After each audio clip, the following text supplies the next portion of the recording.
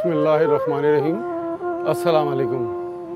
मैं नौशाद अली ख़ान अरसा 35 साल से मुंसलिक हूँ और तकरीबन 16 साल से अलहम्रा में अपनी खिदमात सर अंजाम दे रहा हूँ। कोरोना वायरस की वजह से दुनिया जिस हालात से दो चार है, उसके पेश नज़र अलहम्रा आर्ट कौंसल की एक बहुत अच्छी काविश हमारी एग्जेक्टिव डायरेक्टर समन राय साहबा और डायरेक्टर जुल्फ़कार अली जुल्फ़ी साहब की कोशिशों से आज हम पहला ऑनलाइन क्लास ट्यूटोरियल रिकॉर्ड करवा रहे हैं। तो सबसे पहले मैं फ्लूट का थोड़ा सा तारुफ़ करवाऊँगा। उस तारुफ़ में ये है कि आपको सबसे पहले बताऊँगा कि ये कहाँ काश्त किया जाता है। इसे एशियन बैम्बू फ्लूट कहते हैं और ये ज़्यादातर असम, बांग्लादेश, हिंदुस्तान में काश्त होता है। इसमें 7 सुराख होते हैं। ये इसका ट्यूनर है। इस होल से हम फूंक देखते हैं एक ख़ास टेक्निक से।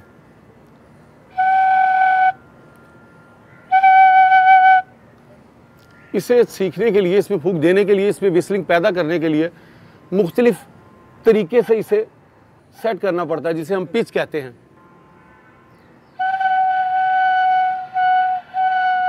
जहाँ पे आपको महसूस हो कि इसकी विस्लिंग ठीक हो रही है, वहाँ पर रखकर हमने इसे फिक्स कर देना है। उसके बाद हमने दोनों हाथों की उंगलियाँ रखनी हैं और कोशिश करनी है कि इसे ग्राम में मध्यम आवाज़ में बजाना है। उसके बाद इसकी पोजीशन है। थोड़ा सा और मैं कुछ बताऊंगा इसके बारे में।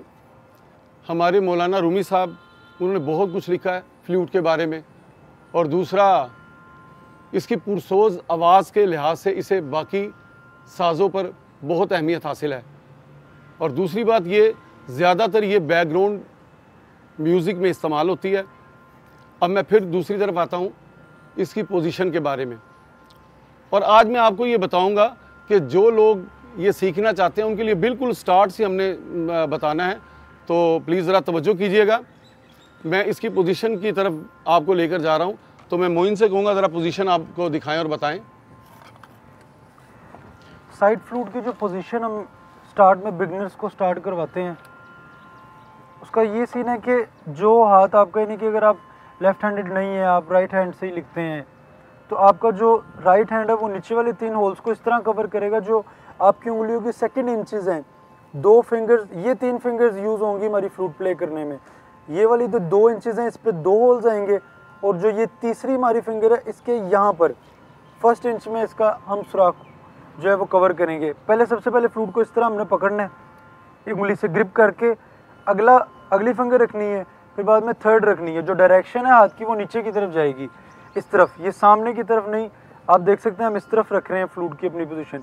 इस तरह फिर हमने ऊपर वाले हाथ को भी अपने इसी तरह सेट कर लेना है।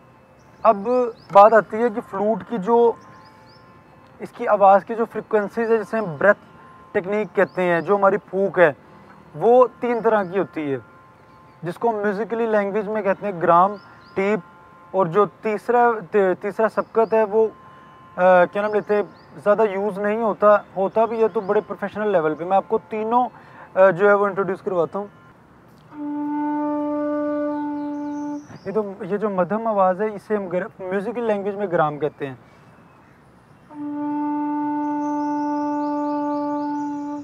एक फूंक का नाम है टीप।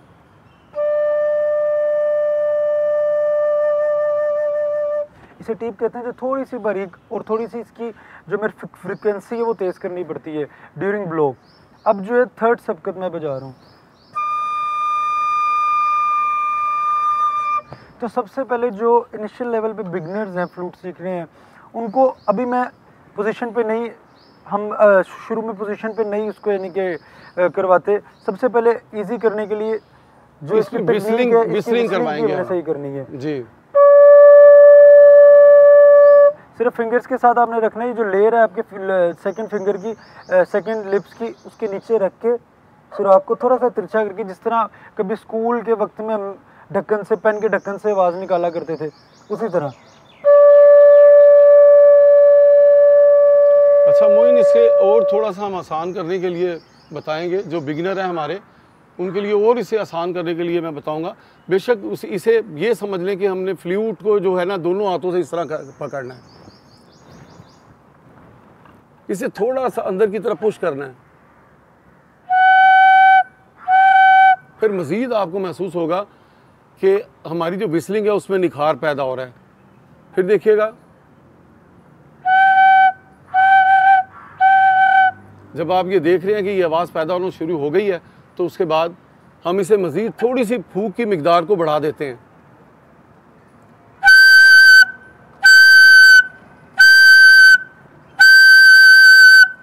उसकी आवाज़ में थोड़ा सा और निखार पैदा हो जाएगा। और ये कोई इतना मुश्किल नहीं है, अगर इसे आप बार बार प्रैक्टिस करते हैं तो मुझे यकीन है कि ये 3 या 4 दिन के बाद आपकी विस्लिंग बनना शुरू हो जाती है। तो आज के लिए मेरे ख्याल से इतना काफ़ी है। अब मैं मोइन से कहूँगा कि क्लास के वाइंड अप पर कोई अच्छा सा गीत हमें सुनाएं, और बल्कि जी मैं ज़रूर साथ दूंगा। कोई फोक गीत आपकी नज़र कर रहे हैं तो प्लीज़ देखिएगा।